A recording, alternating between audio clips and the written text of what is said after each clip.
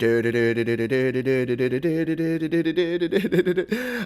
yes, it is time for Home Studio Q&A for yet another week. Why was my theme music not playing? Well, it's because I'm testing out this sucker, the AKG Lyra USB microphone for the audio this week. So what you're hearing is coming directly from this microphone. And we'll be talking about USB microphones as our featured topic here today. But if it's your first time here, my name is Pete. This is Studio Live today, where my goal is to help you create, record, and release your best music. We do that through tips, tricks, tutorials, and live stream videos just like this one. If that's your vibe or your bag, consider subscribing. If you do have a question and you are here live on Facebook or YouTube, all you need to do is throw the word question down in the chat. That will just let me know that you do have a question and I can circle back around. I do have a banner to do. There you go. Do that. Put question in front. That way I know it's a question. I can answer it and we can get on with things. Happy 4th of July to those in the US and that are watching live, and a safe 4th of July. Can I please add to that? Please celebrate, be happy, do it in the safest possible way. We've got some weird stuff going on around the world and in the US in particular at the moment. So please, be safe. Celebrate with music. Music is a great way to celebrate anything, and make sure that there's some cool tunes flowing in your house straight after this show, because we're going to jump in and get started with some questions. So I have some questions from the week that I have sitting on my phone here. I'll throw those up on the screen. We'll be answering those, and then we'll be circling back and chatting to the folks who are here live if they have any questions or any comments as well as we go through. Excuse me. So let's start with our feature topic of the week. USB microphones. What is a USB microphone? Why would you use one? And what to look for when you're choosing one? That's what we're going to cover here today. So what is a USB microphone? Well, consider it a microphone and an audio interface all in one, because that's exactly what it is. It has regular mic capsule, or in this case, capsules, and usually condenser microphone capsules, and it plugs in via USB and sends a signal directly in to your Mac, your PC, your iPhone, your iPad, your Android device, whatever you're connecting to. So it's a simple plug and play device. It doesn't need a preamp, it doesn't need an interface, and it does all the analog to digital conversion right here in the box. It's a pretty super magic box of goodness. Now, if you compare this to a regular XLR microphone, like the one that I normally use on the show over here, well, the difference is that we need an interface and a preamp, and we need all sorts of things to connect this up. So you can do things a lot simpler just by plugging a USB microphone. Now, there's some drawbacks and there's some other things to consider, which we'll cover in this as well. Now, it does need an additional adapter for an iPhone or an iPad, so you'll need the Lightning to USB 3 adapter. Yet, sing along with me, regular folks who are here on the channel, Lightning to USB 3 adapter, genuine Apple one if you're connecting up USB devices. The third-party ones simply don't cut the mustard in my personal experience. Now, there's links in the description of this video to my complete guide to USB microphones, and there'll be also a video at the end of this one all about USB mics. So if you want to learn more, hang around to the end, you can check that one out. And you can also jump over to my gear guide. I have a gear guide over at studiolivetoday.com/gear. That place there, if you're watching on the video, that's where you can go to find out all my recommendations for USB microphones. But let's jump in and talk about why you'd want to use one of these. Reason number one is convenience. It is so much easier than having to mess around with cabling and interfaces and mixers and setting a whole bunch of different gain settings across different devices. With a USB mic, you plug in, you dial in the gain setting, you turn the volume to your monitoring for your headphones. So you can see I've got a headphone in with this one, and then you're off to the races. It's good to go. So that is point number one. If you want something, if you're getting into recording and you want a simple way to record your vocals, your guitars, any instrument, your guitar amp, USB mic, it's actually really good. Like USB mic capsules are using the same capsules they're using in XLR mics now anyway. So that's something to keep in mind. The cost is number two.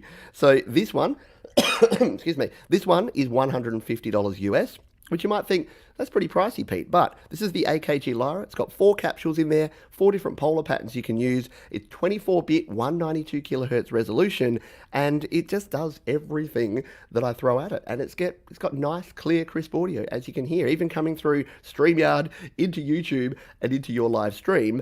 I'm sure it's sounding pretty darn good. And when you're recording directly into a DAW, it sounds even better. So cost is really good, and ease of use. As I said, it's super convenient to actually just have this and plug it in and go.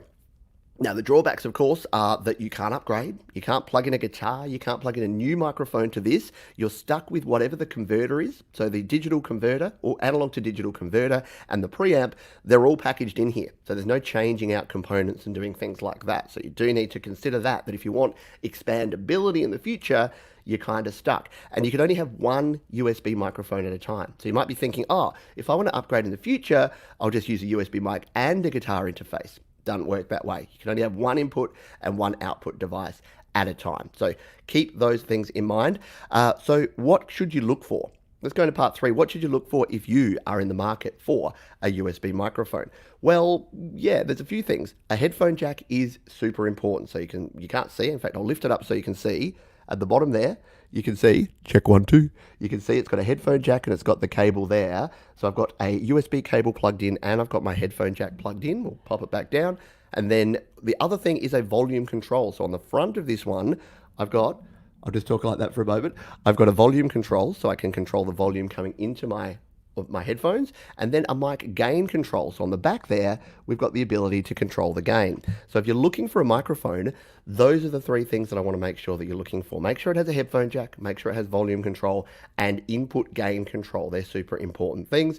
And then think about the quality. So the sampling rate, this one, I said, is 24-bit, 192 kilohertz. So that's what I would actually lean towards. A lot of the more entry-level ones, like the Samson Meteor that I've recommended in the past, are only 16-bit. Now that's not a showstopper. You still get decent quality audio. CD quality is 16-bit, but if you want the best quality, look for a USB mic with 24-bit. Once again, if you want to see all my recommendations for USB microphones and all the other gear, head on over to studiolivetoday.com/gear and check out my USB microphone complete guide. That'll be at the end of this one and down in the description.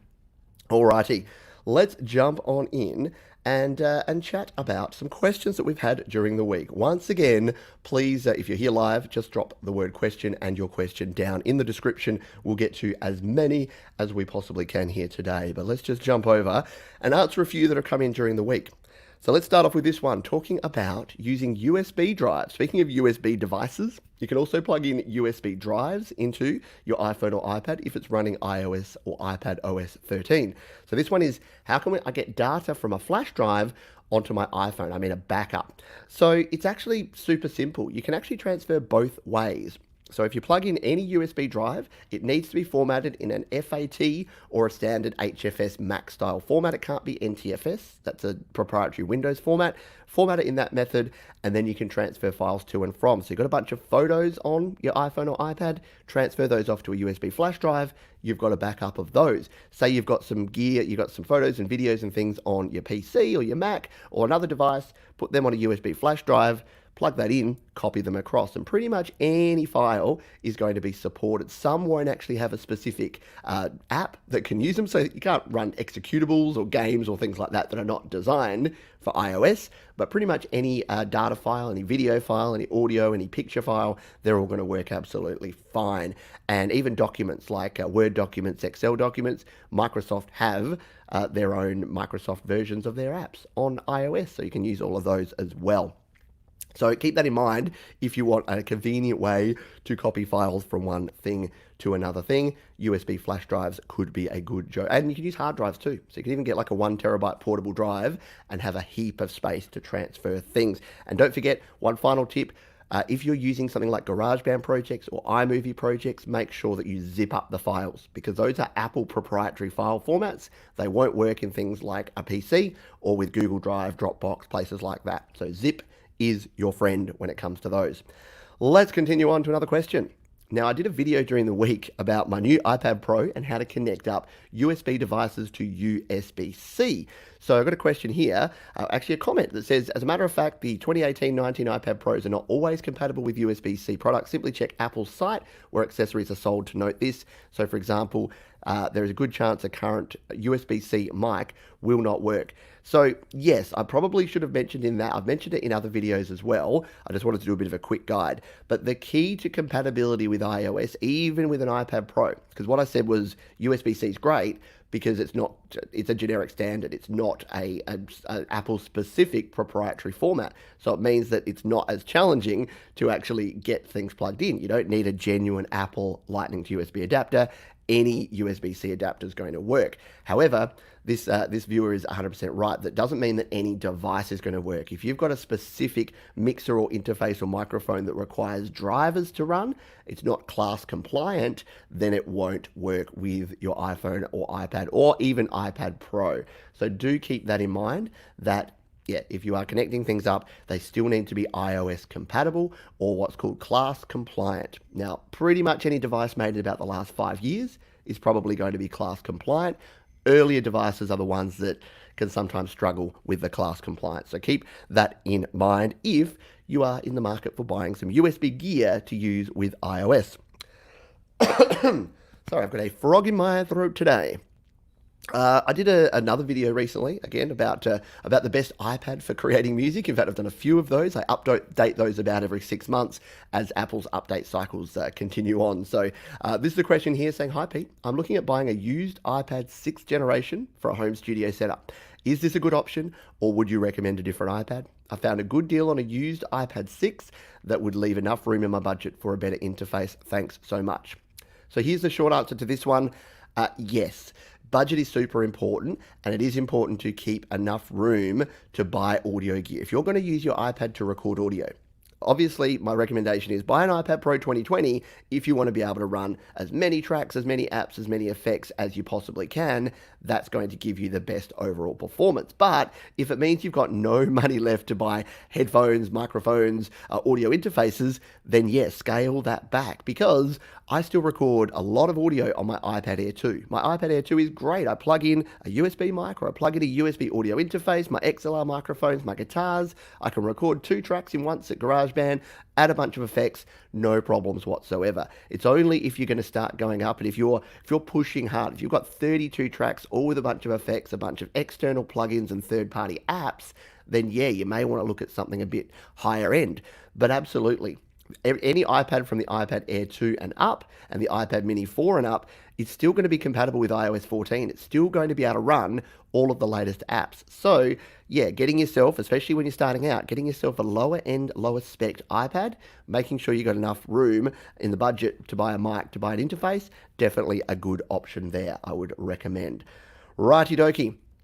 Let's jump over here because we got a bunch of questions from folks who have been here live, and we're going to scroll back up to find the first ones, and then we'll jump on through. So I'm scrolling down looking for the word question. We've got one here from Spear of Sagittarius. Says, okay, my question is, what mic do you guys recommend for recording acoustic guitar into GarageBand with an iPad Pro? So there's a few schools of thought on this. My basic recommendation around this most of the time is a large diaphragm condenser mic is going to be your best bang for buck, because it's going to give you the ability. I like large diaphragm condensers on vocals and guitars and guitar amps and other acoustic instruments. They just have the best versatility. I mean, you could get something like an SM57, like a Shure SM57, a dynamic microphone, but that's not going to have, like some quieter acoustic guitar parts, you're going to have to crank the gain up so much for that you're going to get a bunch of noise in your signal. It's going to be hard to get, if it's a quieter guitar part, enough volume going through with your home studio style entry-level interfaces. Whereas a condenser mic, and the one that I'm going to throw out here is the Audio-Technica AT2020.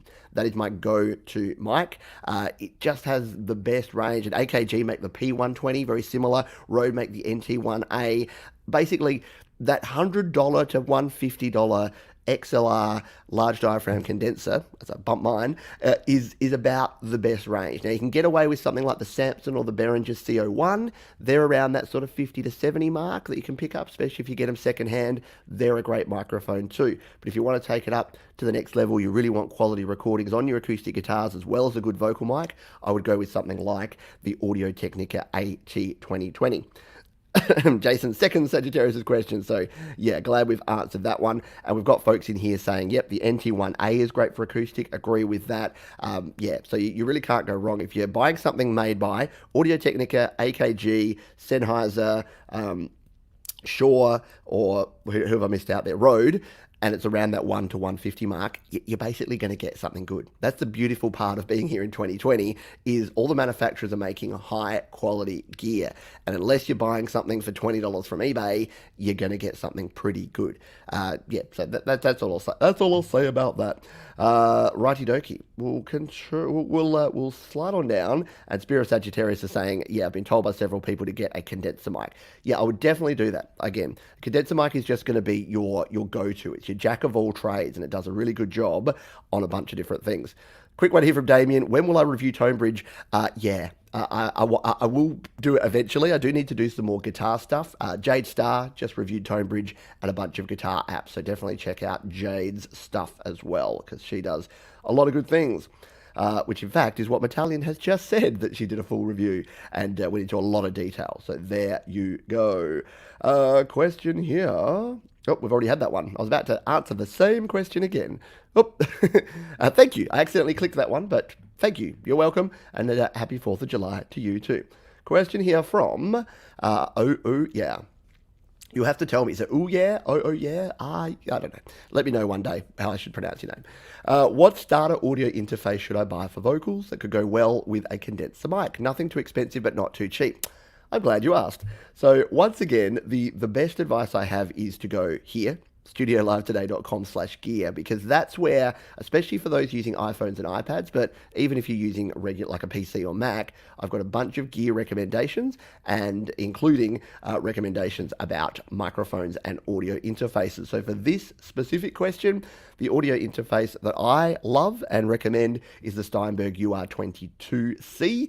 Now, going down from that, there's the UR12, which is an older but still really great. Like when I say older, it's still 24-bit, 192 kilohertz. The only difference is that it's USB-A, so it's the older USB, and it's only got one mic and one guitar input. But you know what? For most people, that's absolutely enough. So the Steinberg UR12 is actually a ridiculous bargain now, especially if you can pick one up secondhand.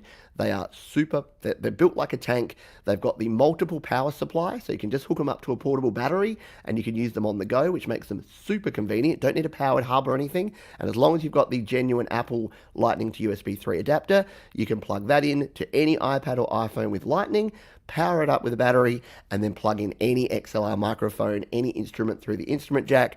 Really good quality. Great preamp on that one, and really nice converters. So yeah, I recommend Steinberg. Again, these days you can't go wrong with much. So Focusrite, the Scarlett Solo and the Scarlett 2R2, both highly recommended, both work beautifully. And I know a lot of folks that use the Behringer HD series. They're really good too. The non-HD Behringers, the UM series, are okay. If you want to get away with something super cheap and you've got literally $50 to spend, Behringer UM2 is an okay interface, but it's only 16-bit, made of plastic, unbalanced outputs, not quite up there with some of the specs. So Steinberg and Focusrite are the two that I would lean towards if you are looking for an entry-level audio interface. Excuse me a moment. I should actually, let's test the mute button on this microphone, shall we? So if we mute, there we go. All of these microphones have a mute button, and it's good, but it makes that little clink sound. Like, I'm not a fan of that, and I don't know why they don't for audio stuff, and for AKG, like high-end audio gear, well, at least middle-of-the-road audio gear, why on earth do they not have a really soft button that you just kind of tap so that you don't get that clunk? Because listen to this clunk again. It's one of my pet peeves. That is my pet peeve with this microphone, as well as the fact that it's got no clip light. So when I'm clipping the input, there's no light to indicate that. Some of the other USB mics in this price point do have a clip light. So if the Lyra Mark II was to come out, I would say fix the mute button, although all of their mute buttons are really like that, and give me a clip indicator. Because, yeah, just being able to, I mean, obviously you can monitor your audio, but sometimes you accidentally turn it up a little bit, you record a big passage, you got these big square waveforms, and you're like, darn it, if only my microphone had a clip light, I'd know going in, and I wouldn't have to redo all these. So that's anyway, they're small things. Everything else is actually really good. I'm enjoying it. Let's scroll on down. And we'll see if we've got some more questions. We do. So Lee Davies says, hi Pete, have you ever used a single USB microphone that is plugged directly into a PC to record a song, guitar and vocals into a DAW, so no audio interface? Yeah, sort of. I have half done this. So I actually I did a cover of the Europe song, The Final Countdown. You can find it, in fact, if you search on your Spotify's and your Google Plays and your Apple Musics. It's by my fictional punk band called Fear Cut. So if you search Fear Cut, The Final Countdown, I'll try to put a link down in the description after the show. But if you go search Fear Cut, The Final Countdown, that was actually recorded using just my USB, my Samson Meteor. So about half this size and about half this price, about a $70 USB microphone. But I plugged it directly into my iPad, and I recorded directly into iPad. So I recorded the guitar and the vocals, acoustic guitar and vocals separately, multi-tracking directly in using a USB mic. Spoiler alert, I will be doing similar with this, so that you can hear what this sounds like on vocals, on acoustic guitar, maybe even an electric guitar. Maybe I'll plug my, actually get my amp out, dust off my amp, and put this in front of my amp and see what it does with that to record some electric guitar too. Could be a bit of fun. But yeah, my plan is to record a whole song using just this sucker, just the AKG Lyra microphone. So yes, and in fact, I think if you search Pete Johns record USB mic on YouTube, you'll probably find the video where I actually showed how I did that. So I'm sure it's out there somewhere. That's a problem. I have more than 1,000 videos, humble brag, but it is hard to keep up and to find, even for me to find my own videos is a bit hard sometimes. We've got more questions here. Question from Jason Combs. How do I use Amplitube in GarageBand? I cannot find it in my amps or plugins. So Amplitube is an inter-app audio-only plugin from memory, which means that you need to go to GarageBand, you need to go to External, and it should be there under inter-app audio. It's not an AUV3, unless they've updated it, but I don't think they have, from what people have told me. Those in the chat can confirm or deny that. So yeah, go to your External, install the amp, install Amplitube, go to External, go to inter-app audio, and then set up an inter-app audio track with Amplitube as the input, and all should work well there for you, for your fun Amplitube goodness there. Let's come on down. Have we got any more questions? We're just looking for the word question. Once again, if you have a question, please put question in front.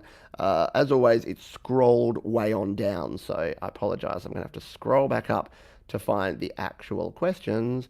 There we go. That's where we were. We'll continue down because I saw another couple of the word question. Here's one from AceBT. I hope you're doing well, my friend. Does anyone know how I can check audio levels in GarageBand? VoiceOver does not show the meters. Yeah, now this is a really interesting question. So our buddy Asa here, who's visually impaired, is unable to actually see the screen. So he uses VoiceOver, and that means that, yeah, how can we actually check the levels, the input levels in GarageBand? I don't know the answer to this. It's a really interesting question. And I don't know if there's any even hardware devices that give you an auditory indication of clipping a signal. So that's a really interesting one. I don't know how you do that. You really have to rely on your ears and trust that you're hearing the audio at the right level and that things are set right. But yeah, if anyone's got any ideas, any thoughts, any feedback, I'd love to hear them. I'll have to take that one on notice and think about it, Asa, because yeah, I can't think of any way that it would actually tell you what level you're hitting in GarageBand without actually being able to see it. And I don't know if that's the case in any other DAW either. But yeah, if anyone has any ideas at all, make sure you let me know. Question here from Micro Loop says, question, I don't know how to record my instrument in real life to my iPad. I try to record it, but it comes out low quality. Do you have a solution or suggestion like a cable or anything? Yeah, so there's a few different ways that you can do this. I've got a USB microphone here that I'm testing in this show. So USB mic is a good option. There are lightning-based microphones you can plug directly into your iPad, things like the Shure MV88, the Zoom IQ series. They're pretty good if you want a low-cost and easy option. And then you can go down the route of connecting an audio interface and a microphone. So I've got videos about all those things. And once again, my gear guide, studiolivetoday.com/gear. The good thing about the gear guide is you may not have noticed this if you've been there before. It's got all the links to buy the products, but it's also got links to videos showing you how to use the products. So I probably need to make that clearer, but there's the heading for each thing. So if you go there and you go audio interfaces, if you click on, instead of the actual products, click on the heading, it'll take you in and show you a video about how to connect audio interfaces and what audio interfaces I recommend. So there's a few options for you. But yeah, dig around the channel. There's a heap of videos that should be able to help you out with those sort of questions. Question here from Damien R. Says, Pete, every time I try to upload a song to Amuse, it says error. There was a problem uploading this song. So that's interesting. So Amuse, for those who don't know, is a online distributor which you can use entirely from your mobile device, which makes it kind of cool, and it's free, which makes it doubly cool. Now, I haven't had issues uploading. I've uploaded 3 tracks with Amuse, and they've all worked absolutely fine. So it's hard to troubleshoot something like that. Do make sure Amuse are very picky about the audio, so it has to be a 16-bit audio, and it needs to be WAV file or I think MP3. I'm not sure if they support M4A, maybe they do, but I would just make sure that you've exported a 16-bit WAV file. What I do, I use an app called Audio Share. Audio Share is the simplest but best, and it's the Swiss Army knife of audio. I think it's about $4 to buy US, maybe about $6 here in Australia. It's super, super good. So get Audio Share, the app, and then convert the audio. Just make sure you go into Audio Share and do an audio conversion to 16-bit, 44.1 kilohertz WAV file. That'll make sure it's super standard, and then Amuse or any other service should just say, yep, that's perfect, go with it, you should be good to go. Valium FM, hello to you. I just saw you sneak in there between some questions, so I thought I'd say g'day. Question 2, Ian Skeggs.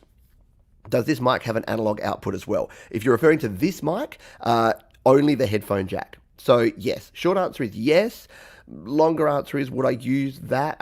Maybe not. I was actually considering that. I was going to try outputting this into my mix. In fact, I did do that, didn't I? I outputted this to my mixer the other day when I was first testing it. But the problem is that it's giving you the headphone output. So if you turn the volume up, you basically got to do double gain staging. So it's not going to send an analog version of the pure output that you set here, because it kind of depends on the headphone output as to what's actually coming out there into whatever you're going to plug into. So short answer, yes.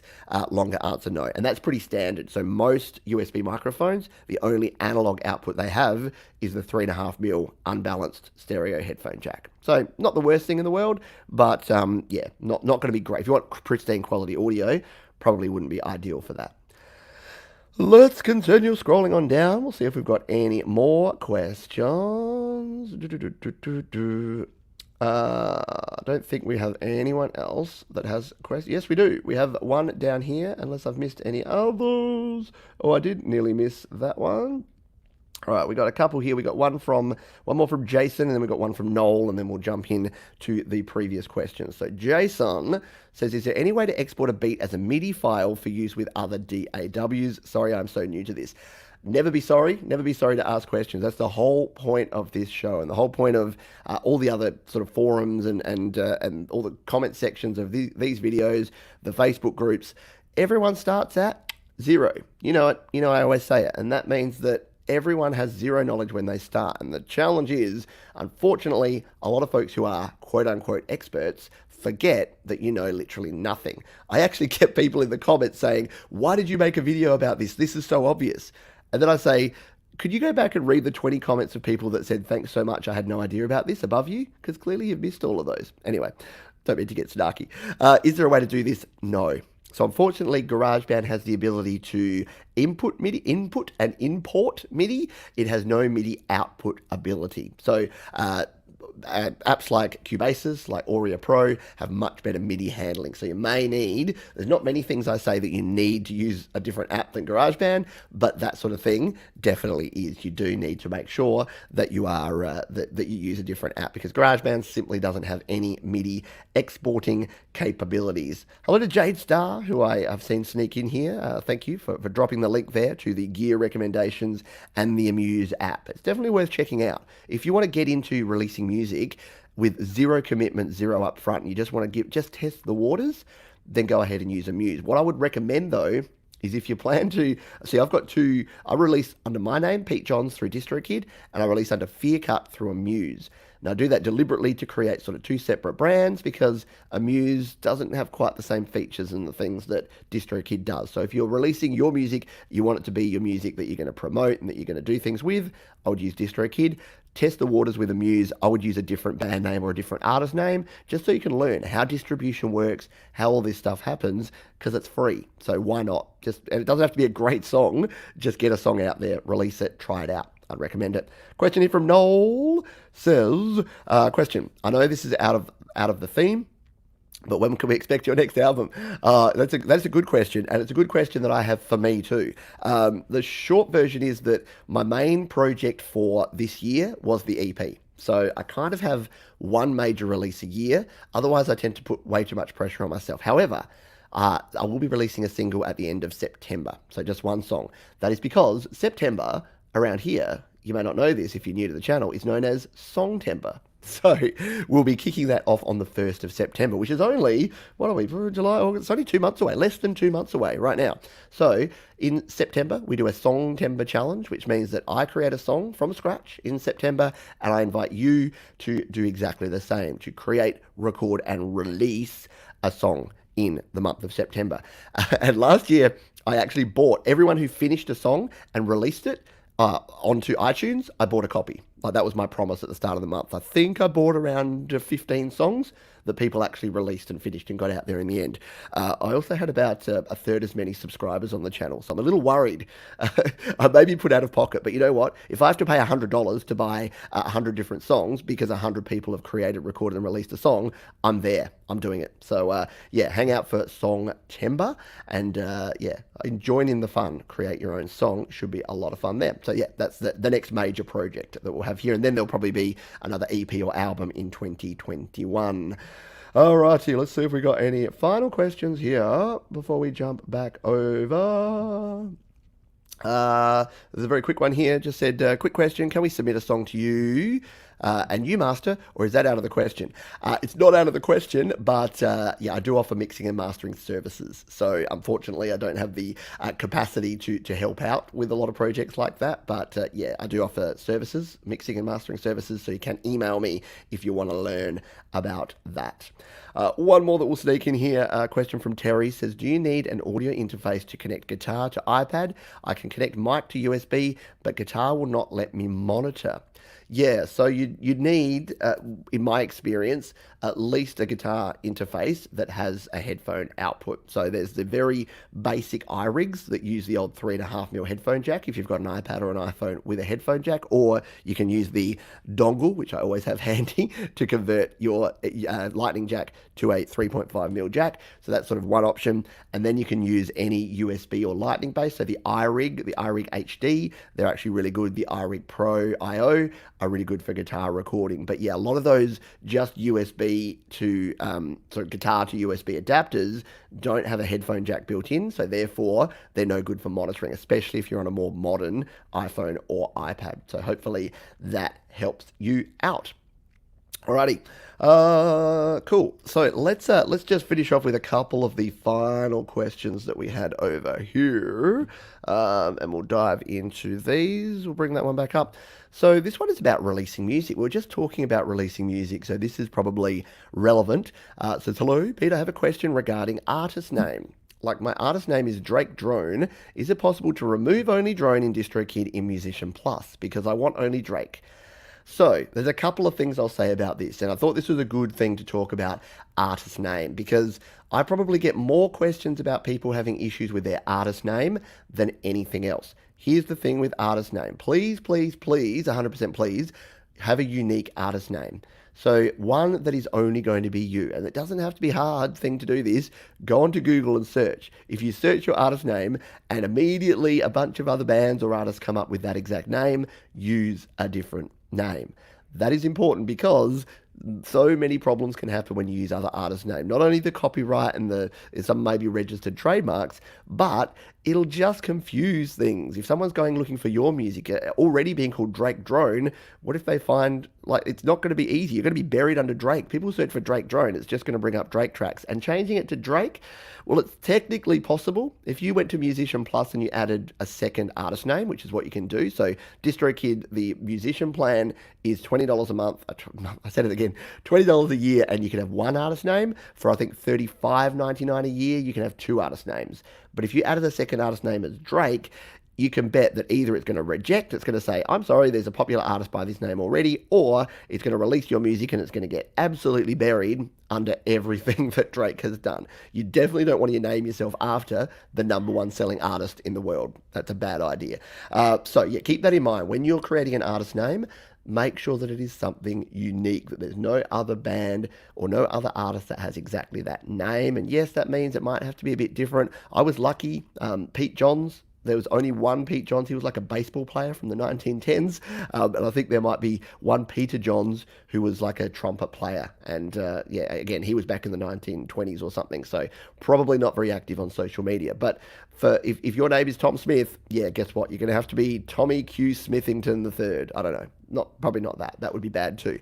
But yeah, keep that in mind when you're choosing your artist name. Please keep it unique. And choose one and stick with it, because changing your artist name, super difficult. The stores hate it, the distributors hate it. Just pick one, go with it, own it, use it, you'll love it. And again, that's a good reason to use Amuse first, because then you can just pick any old name and then try that with Amuse, see how you go, and then change it. Couple of final questions here. I've done a few videos on screen recording on iPad and iPhone. A question here, how do you set the resolution of the screen recorder on an iPad? And also, how do you set the rotation? Well, you can't do either of those things. I think when I saw this question, I thought they were talking rotation. Because whenever you start a screen recording, actually I can't show it on my phone, and I'll show it on this phone, shall I? Whenever you start a screen recording on your iPhone, let's just come over to here. If you haven't done this before, once you've set it up in your control center, you'll have this button here. So you can tap and hold that one, and then you can choose to record just the audio or the audio and the microphone. And then when you're ready to go, you hit start recording. Now on an iPhone, there's no way to put this in portrait mode, in landscape mode. You're going to be stuck in portrait mode. So it's going to be recording like that, which means that when you're doing your post-production, in your editing, you'll need to rotate it. Now, the good news is that iMovie and pretty much any application that you use is going to let you do that. It's going to let you rotate your video. It's a very simple thing to do, so don't worry about that. Resolution-wise, let's just stop that, otherwise I'll be like, why do I have this random screen recording? So we'll stop that, pops up there, screen recording done. So resolution-wise, it is whatever the native resolution of your iPhone or iPad is. I know this is a bummer, especially for those of us that have like an iPhone 10 or 11 or an iPad Pro. They've got weird and wacky resolutions. So if you want to get a nice recording in 1080p, you're not going to be able to do that. You'll have to put it into your software, and this is why I like to use LumaFusion. It's my recommended video editing app on iOS. LumaFusion, you just throw it in there, you scale it up, you put it exactly where you want it, and then when you export it, you can export it beautifully as 4K, 1080p, whatever you want to do. So unfortunately, to come back to the question, there is no way to do this. There is no way to change the resolution. You just have to record full resolution and then scale it in your editing. Hopefully that helps you out. All right. I can't even remember what this was. Oh yeah, I wanted to mention this because I get questions about plugging in mice and keyboards into iPads and iPad Pros, and I had a comment here over on Instagram, said they went to 3 Best Buys in Phoenix, Albuquerque, and Denver. None of them had a keyboard or mouse that connects to an iPad Pro. Went to Amazon to order a Bluetooth one, and it didn't work, so where am I at? So I wanted to mention this because I'm getting questions about, again, similar to ones we talked about earlier, compatibility of devices with iOS. Now, the thing with the iPad Pro, mine is over here. The thing with the iPad Pro is it does have a USB-C connection, but if you saw the recent video I did, it's super simple to adapt this one, to actually adapt it over to a USB-A. You can get just a standard cable that goes USB-C to A, and then plug in any USB gear, so any of your USB devices. So that could be the dongle. So I could just do that and plug the dongle for my mouse and keyboard, my wireless mouse and keyboard, and then I'm good to go. I don't need anything but an adapter cable or adapter, and then that. Or use one of the hubs. So in the video I did this week, I showed a bunch. I showed the original Apple multi-port hub that you can use with USB-C, and I also showed the cable creation one. So Cable Creation have sent me a couple. Do I have it here handy? I do. It was in this little box, but I won't get that one out. That was the little one. But I've also got this one that I'm reviewing during the week. So this is the same sort of thing. So I'd recommend getting something like this, because this one has you covered. It's got your HDMI, it's got USB-C and USB-A, another couple of USB-A, SD card reader, and network connection on the end. So there's a bunch of options that you have for your USB, for your iPad Pro. And again, if you're on an iPhone or iPad, do I have it handy? It's always somewhere nearby. Oh, that's the wrong one. No, I don't have it. There you go. I don't know where it is. That's a bit sad. I've abandoned Lightning, but the Lightning to USB 3 adapter is the one that you're looking for if you want to connect up your Lightning-based iPad or iPhone to USB gear. Now, once again, yes, shameless plug for the gear guide.